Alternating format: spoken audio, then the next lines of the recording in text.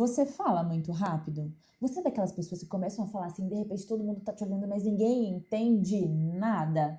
Bom, se esse é o seu caso, você precisa entender que você está transmitindo ansiedade, insegurança e despreparo.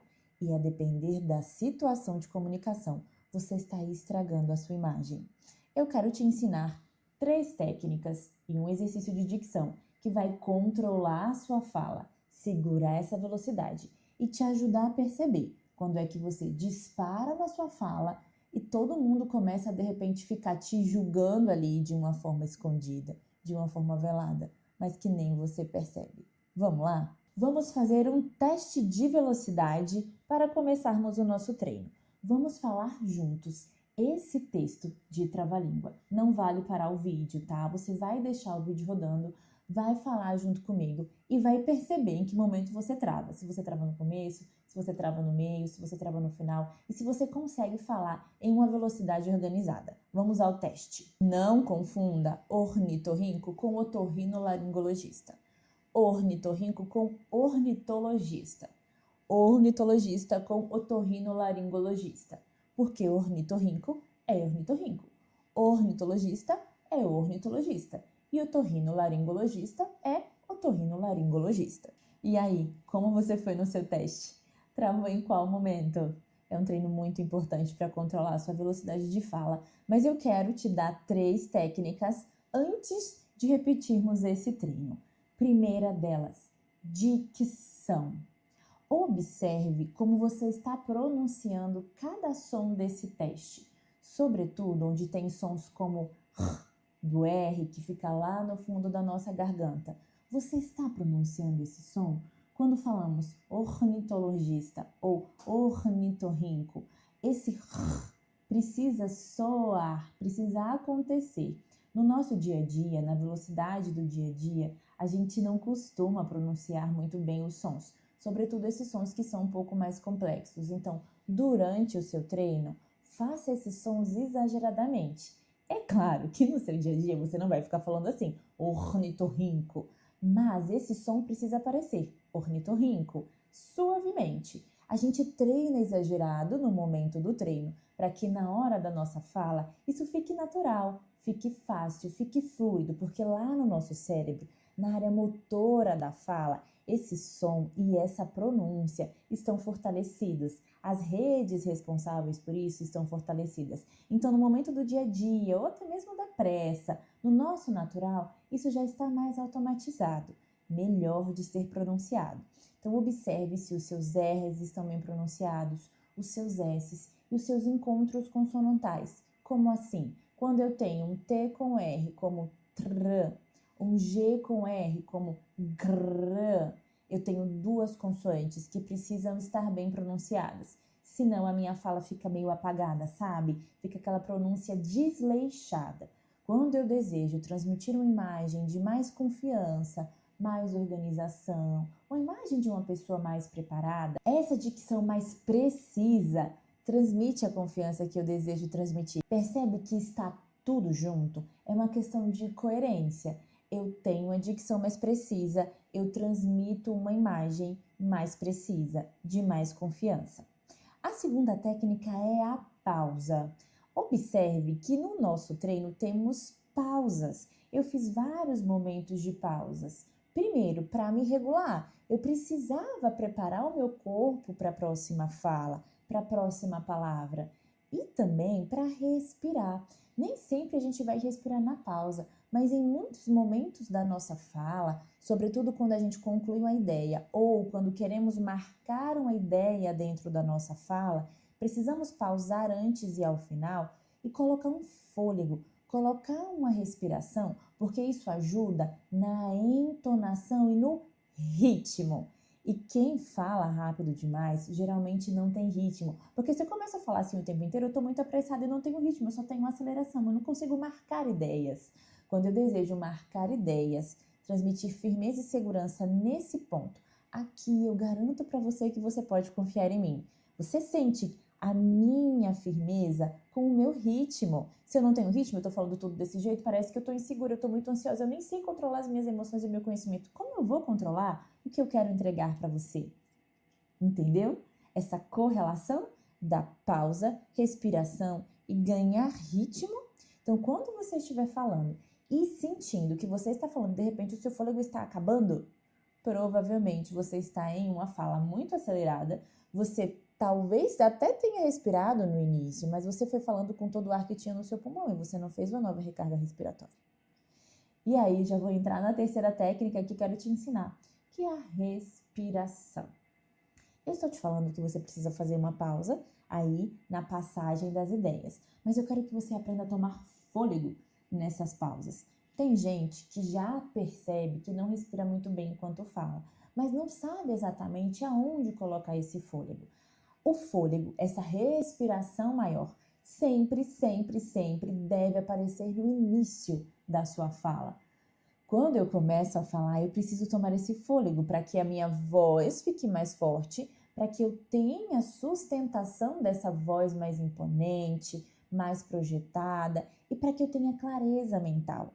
Veja, eu quero a respiração aqui para ajudar na organização do seu raciocínio, na decisão de qual palavra eu vou usar agora, qual ideia eu vou deixar para depois, qual ideia eu posso trazer agora, a depender do que o meu interlocutor está me pedindo.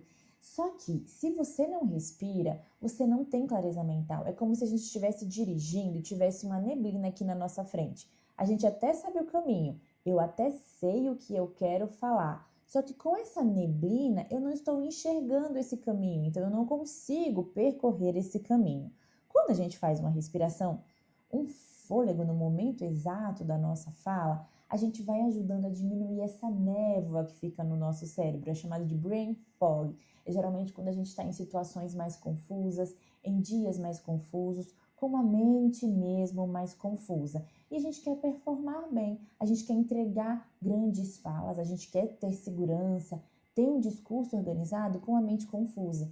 Só que não dá, né, gente? Eu preciso diminuir essa névoa, tirar aí essa neblina da minha mente, para que eu enxergue esse caminho que eu quero seguir, para que eu enxergue qual palavra eu quero usar agora, qual argumento, até mesmo para colocar em prática algum argumento que eu tenha ensaiado, que eu tenha me preparado antes. Então, se eu aprendo a respirar nesse início, eu controlo melhor o início da minha fala porque eu tenho mais clareza mental. Mas eu também quero que você aprenda a fazer pausas com respiração ao concluir as suas ideias. Quando você vai finalizando a ideia, chegando ali na conclusão, você precisa descer a sua entonação. Essa entonação descendente dá marcação de segurança ao final da nossa fala. Sabe aquela pessoa que começa a falar e termina a falar da mesma forma? Não tem uma entonação de conclusão. A gente não sabe se a pessoa vai continuar. É diferente de fazer assim. Sabe aquela pessoa que começa e termina a fala falando sempre da mesma forma? Eu até coloquei uma interrogação para trazer uma reflexão para você, mas eu coloquei uma entonação descendente. Essa entonação vai marcando o final da nossa fala. O outro que está nos ouvindo vai sentindo essa segurança na conclusão das nossas ideias e para nós, para o nosso cérebro, é um marcador de que eu finalizei, eu posso fazer uma nova respiração, lembra do fôlego? E aí eu continuo a minha próxima ideia, ou então eu vou desenvolver o restante da minha fala. Então essa respiração do início e ao final é muito importante. Mas você também pode usar as pausas respiratórias no meio da sua fala, mesmo antes de concluir a sua ideia principal, que é o que nós vamos fazer aqui no nosso treino, que vamos repetir. Sabe essas vírgulas? Essas vírgulas são pausas. Muitas vezes uma pausa breve, silenciosa. Não necessariamente precisa ter uma respiração, mas essa pausa precisa existir como um marcador de sentido. É como se eu estivesse fazendo isso, marcando as ideias da minha fala. Em alguns momentos vai precisar respirar para que você tenha fôlego. Essa respiração não é tão longa, não é tão profunda quanto a respiração do início e a respiração do final, mas são pequenos fôlegos que nós vamos dando durante a nossa fala ali no meio, que vai segurando a nossa velocidade, ajudando a manter a clareza mental e ajudando a pronunciar melhor as outras ideias e as próximas palavras. Agora nós vamos fazer a segunda parte do nosso treino. Vamos pegar aquele treino que usamos no seu teste e vamos falar em 3 velocidades. Velocidade lenta, velocidade moderada, que é a que eu quero que você aprenda, e velocidade rápida, para a gente testar a sua dicção e você perceber a diferença que dá quando a gente treina na velocidade lenta e moderada e quando a gente treina na velocidade rápida. Como fica difícil falar e como fica difícil que as outras pessoas nos entendam. Vamos lá? Vamos ao treino? Treino 1, velocidade bem lenta. Vamos junto comigo? Valendo. Não confunda ornitorrinco com otorrinolaringologista. Ornitorrinco com ornitologista. Ornitologista com otorrinolaringologista. Por que ornitorrinco é ornitorrinco? Ornitologista é ornitologista. E otorrinolaringologista é otorrinolaringologista. E aí, como você foi? Agora nós vamos para o treino 2. Intensidade moderada, mas ainda com controle na sua mão. Vamos lá? Não confunda ornitorrinco com otorrinolaringologista. Ornitorrinco com ornitologista. Ornitologista com otorrinolaringologista. Porque ornitorrinco é ornitorrinco. Ornitologista é ornitologista. E otorrinolaringologista é otorrinolaringologista. E aí, como você foi? Certeza que já saiu melhor do que daquela primeira vez, não é mesmo? Agora vamos fazer a última, tentando numa velocidade rápida. Certamente a gente vai travar. Vamos ver o que vai acontecer. Vamos lá? Velocidade 3, velocidade rápida. Valendo. Não confunda ornitorrinco com otorrinolaringologista. Ornitorrinco com ornitologista. Ornitologista com otorrinolaringologista. Porque ornitorrinco é ornitorrinco, ornitologista é ornitologista. E otorrinolaringologista é otorrinolaringologista. Uau! Olha só, eu achei que eu fosse travar nesse, mas como eu já havia treinado, minha dicção não travou. Mas você percebe como dá uma agonia de ver alguém falando assim? Não dá para entender o real sentido da mensagem. A gente até entende a palavra se a pessoa não tropeçar, se a pessoa não gaguejar, mas o sentido fica perdido. A imagem é alvoroçada, é uma sensação de ansiedade mesmo que a gente fica transmitindo. Uma sensação de pressa, sabe? Parece que eu quero sair logo dessa situação. Eu tô com medo, insegurança ou pior, eu estou com impaciência de conversar com você e eu quero me livrar logo de você. Porque tem isso também. Não é todo mundo que fala rápido demais que transmite essa sensação de insegurança e de ansiedade.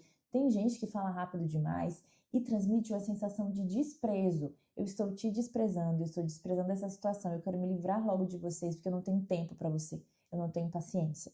Então, em casos de líderes, por exemplo, que costumam falar assim e percebem que não são bem vistos nesse momento, observem se essa sensação de pressa não está sendo transmitida, se você não está conseguindo se conectar com as pessoas devido a essa postura. Então, tudo isso, quando a gente começa a sentir em nós e no outro, é ferramenta de avaliação da nossa comunicação. É um potencial de transformação para a nossa comunicação. Bom, esse é o seu treino de dicção e de controle de velocidade. Salve esse treino, se inscreva aqui para você voltar e fazê-lo com frequência, para transformar não só a sua dicção e a sua velocidade de fala, mas a sua imagem de comunicador, a sua imagem de comunicadora. Eu vejo você nos nossos próximos treinos. Até lá!